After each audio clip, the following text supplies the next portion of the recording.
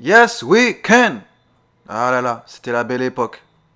Une époque où le président avait du style, où il invitait les artistes R&B à faire un brunch à la Maison Blanche. Une époque où je rêvais de sortir avec Olivia Pope.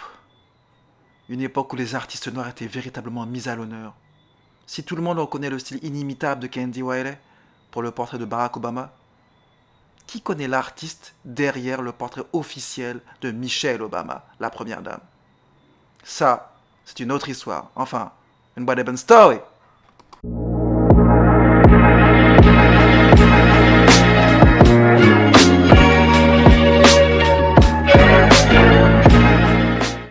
Hibiki la famille, comment ça va? Bien ou quoi? Bon, j'espère que vous êtes posés au calme. En tout cas, moi je suis très heureux de vous retrouver pour ce nouvel épisode de Bad Stories. Un épisode qui va vous plaire, j'en suis persuadé. D'ailleurs, j'en profite. N'hésitez pas à vous abonner, à retweeter, à partager. Je répète, la culture doit être à la portée de tous. Bon, la semaine dernière, souvenez-vous, on était où? Au niveau de Baltimore, avec cet homme, Derek Adams, ce plasticien.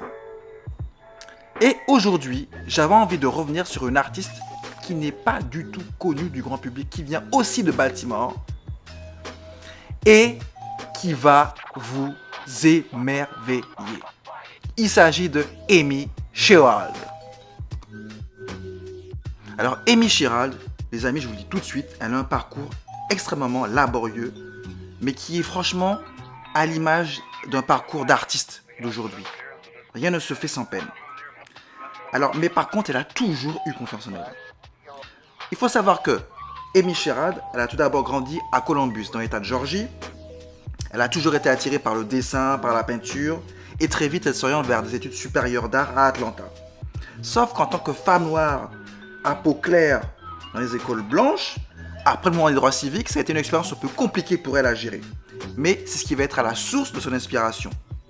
Et puis, coup de théâtre, à 30 ans, elle apprend qu'elle a une insuffisance cardiaque congestive. Et alors là, elle se dit, elle prend la décision de se concentrer uniquement sur l'art. Pour la petite histoire, elle va recevoir une greffe 9 ans plus tard, donc à 39 ans. Puis en mars 2016, elle réussit à gagner le concours national de la Galerie des Portraits et elle monte à Washington. Et pour la première fois, son travail est mis en lumière. Et ça se trouve, il y a de fortes chances que c'est à ce moment-là que Michelle Obama la repère et lui demande de lui faire son portrait officiel. Et ce sera d'ailleurs la première fois qu'une artiste afro-américaine établira le portrait officiel de la première dame des États-Unis. Parlons maintenant de son style. Il faut savoir que Amy Sherald a une conception très universelle en fait des personnes noires. Pour elle, les corps noirs sont des entités politiques.